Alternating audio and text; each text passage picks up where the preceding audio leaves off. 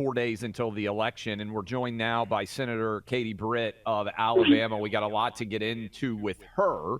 But Senator Britt, last time I saw you, you were with Donald Trump at the Georgia-Alabama game. Based on my knowledge of you, you are both a strong and intelligent woman, but Mark Cuban claims that no strong, intelligent women are ever seen with Trump. What did you think when you heard those comments? Look, I thought that it was a desperate attempt to convince women not to vote for President Trump. And we know President Trump is fighting for all Americans. And honestly, as a woman, I'm offended. I am really offended. You think about the different people that President Trump has had around him. You think about how many of those were women, how many of those were working women, that he sought their counsel, their advice. He wanted their thoughts on policy positions and how to move forward. I've experienced that myself in my short term in the United States Senate. When it came to talking about the issue of IVF, President Trump not only immediately took my call, but listened to what I had to say, and then he acted. And so the fact that Mark Cuban would run his mouth yet again and do so in such a disparaging way to so many women across America, I'm just, once again, offended. And it's so interesting to me, Clay, here you have the party that's supposed to be this party of unity and party of diversity, so they say. And yet they continue to say, if you do not think just like me, you not only are you not welcome, but we're going to make sure to be disparaging to you as well. And at the end of the day, women are smarter than this. They are smarter than to play into the hand of someone like Mark Cuban, because we know that the issues in front of us, that of a secure border, that of safe streets, that of strong families and a strong defense, those are things that matter to our families. Those are things that matter to our opportunity to achieve the American dream. And those are things that matter to preserving it for our children. And so I think this is going to backfire in a big way. And for me personally, the moment I heard it, just utterly offended and thought it was despicable. I know you probably don't know him, Senator Britt, but Mark Cuban, a lot of us remember him from the earlier days of Shark Tank. Like, what happened? Do you think that some of these surrogates for Kamala that are going around making a particular fool of themselves, the brainwashing just sets in after a period of time and they think that Donald Trump really is going to end the country, even though he didn't the first 4 years? It actually worked out really well, but how do you gauge that? Like, what are some of these individuals that are celebrities think they're going to accomplish by doing this, other than probably get made fun of a lot on X, like Mark Cuban, who has now had to deal with a front cover New York Post article on him? Yeah, thank goodness. And look, there should be more coverage of these stars that are stepping out and disparaging everyday Americans. Look, we're all entitled to our opinion. That's the beauty of this nation. And the interesting thing is obviously Donald Trump is going to be the one to fight to allow you to have that opinion, even if it's different than his. And if you think about what these stars are doing, they're conforming to peer pressure. They have been literally in an echo chamber. They live pretty incredible lives. And instead of taking a step back and saying, what is the appeal of an everyday American to vote for Donald Trump? Why is it that they believe he would run the country back? They immediately look down their nose and say things that are disparaging and truly despicable in so many ways about people who they're not even trying to understand where they are in life and what they're doing. And if you look at it, guys, look at what it was under Donald Trump. We had the most secure border in decades. If you look at the fact of what's happening overseas right now, I mean, whether it is Putin's invasion of Ukraine, whether it is what is happening in the Middle East with our greatest ally, Israel, whether it is China coming over to our shore in San Francisco and meeting with Joe Biden and saying it's not an if, but a when I take Taiwan, there is no doubt we are weaker and more vulnerable with Biden-Harris in office. And if you look back to President Trump, there were no new wars started under President Trump. And then also, too, we know that our dollar went further. I mean, President Trump thought about how do we make sure that Americans can achieve that American dream, whether it's through energy independence and dominance, whether it's through, making sure that there are good paying jobs for all Americans. Those are things he's fighting for. And so, you look at what the liberals continue to do. Rewind back to when Hillary Clinton called us deplorables. Rewind just a week, within the last week, when Joe Biden called us garbage. And now you have Mark Cuban calling us weak and dumb. And instead of trying to understand why people would want Donald Trump in office, which is pretty obvious to me, they want to create peer pressure and dynamics where you're not cool unless you're with them. And I think at the end of the day, the American people know better. They know they want stable prices and a secure border and safe streets and a strong defense. And they know that Donald Trump will deliver that. And I think when people ask themselves the question, are you better off now than you were 4 years ago? There is no one that can say yes. And at the end of the day, when people go into the ballot box, it is not the disparaging words of Mark Cuban that will have an effect on them. It is what is possible for them and what is possible for the country and what is possible for the future of children with Donald Trump in charge. Talking to Senator Katie Britt. Katie, I know you've been on the road with Ted Cruz recently going through Texas. I'm going to be at the Ohio State-Penn State game tomorrow with Dave McCormick. He's going to be on with us in the third hour in a bit. But whether it's Mike Rogers in Michigan, Dave McCormick in Pennsylvania, Eric Hovde in Wisconsin, Kerry Lake, Arizona, Sam Brown in Nevada, Tim Sheehy in Montana.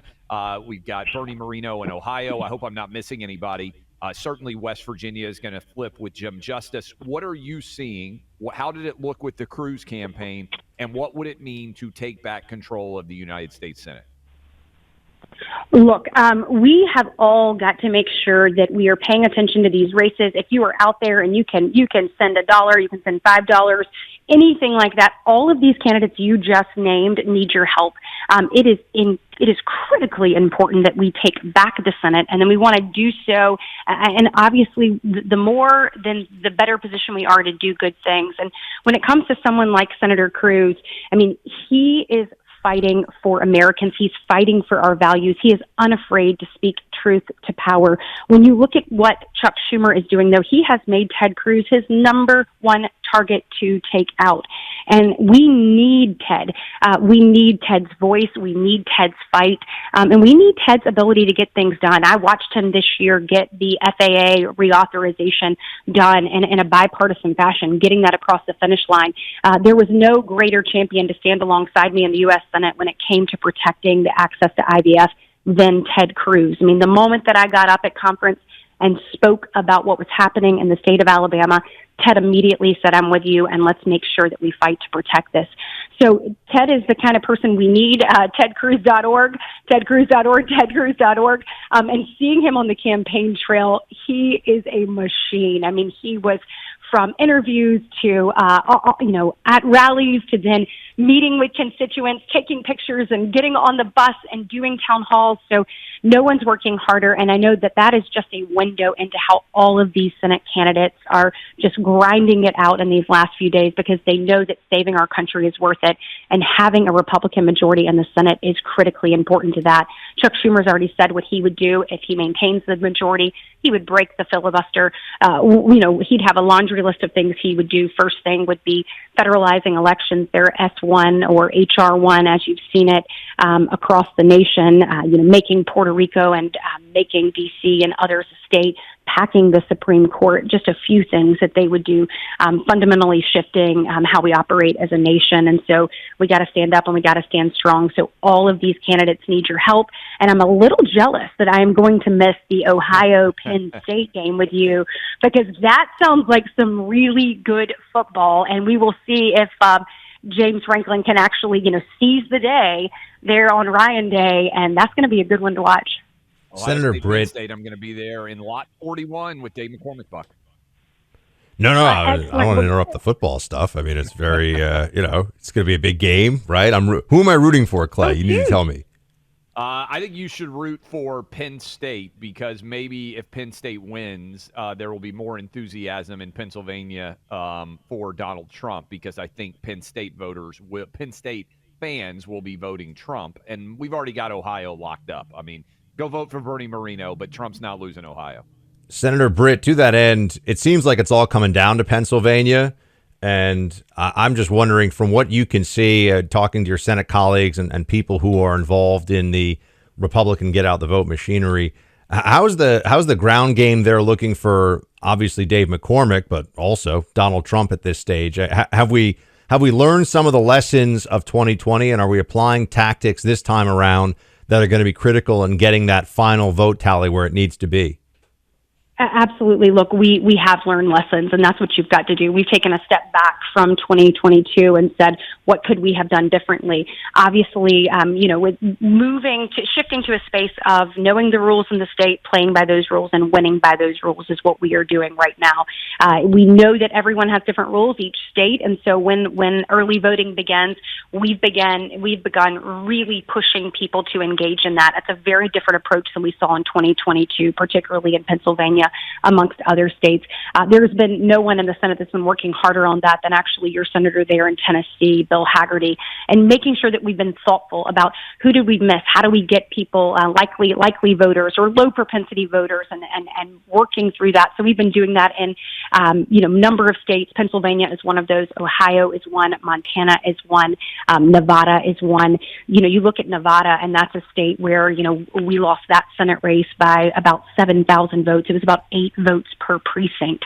And so just saying, how could we do better? What did we learn? And let's put that in place. Also making sure that we've got attorneys who have volunteered their time that are across the country, taking a look at how things are being done, calling practices out that need to be. It really are more thoughtful. So at the end of the day, we are excited, but certainly not complacent. We know that now is the time to sprint through the finish line. And so if you are listening to this and you have not voted already, and that is legal in your state to go ahead and vote, and go vote.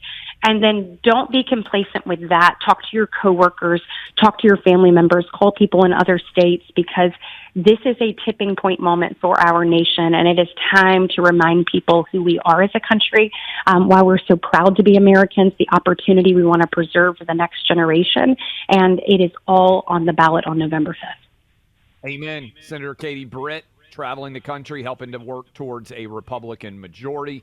We'll talk to you again soon, Senator. Good luck to the Alabama Crimson Tide, but not too much luck.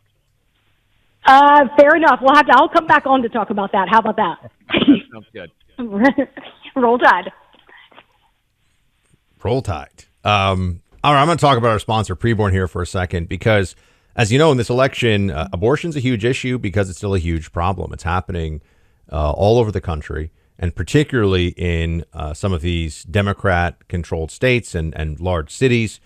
And you can't expect that the laws are going to change in these places soon. Perhaps it's going to take a long time to change the hearts and minds necessary to protect more and more lives, more babies in the womb. But there's something that can be done right now. You don't have to wait for another Supreme Court decision. You don't have to wait for something to switch in the law. You can just help support mothers who are in crisis, who are thinking, or mothers-to-be, who are thinking, what should I do? I'm getting all this pressure. I'm scared. I don't know what the right choice is here. This is where the preborn clinics come in, and they've been doing this for years. They offer love, support, and hope to moms-to-be. Now, the first step in this process is they welcome the mother-to-be, and they say, look, let's give you an ultrasound. Let's show you the tiny life that is growing inside your belly. And then the choice is so much clearer for so many women, and overwhelmingly, they realize, I have to give life to my little baby. And this is an incredible organization. I visited a preborn clinic down in Miami. I've seen what they do. I met a little girl who's alive today because her mom got the support she needed from the preborn clinics. She was like 5 or 6 years old. She's running around, just giggling, laughing, shook my hand. It's just amazing to see what preborn is doing day in and day out. So we talk politics here, we talk law, but what about life right now? Saving lives today. This is where the pro-life community needs to always remember that there's what can be done today, not just at the ballot box today. Preborn needs your help. They run entirely on donations. This isn't Planned Parenthood. This isn't some massive government-funded left-wing entity that gets tons of dollars thrown at it. Preborn needs your help to save lives. Each ultrasound costs Preborn just $28. So if you can spare $28 today, you'd be sponsoring an ultrasound. So a mom-to-be would come in and be able to meet that baby for the first time via ultrasound. But some of you can sponsor 5 of those. That would be 140 babies that would be more likely to come into this world because of your donation today. They're 100% tax deductible. Now, the preborn clinics are doing this day in and day out. They need your help. So please go to preborn.com/buck. If you're able to donate today, that's preborn.com/buck, or using your cell phone, dial pound 250 and say the word baby. That's pound 250, say baby, sponsored by Preborn.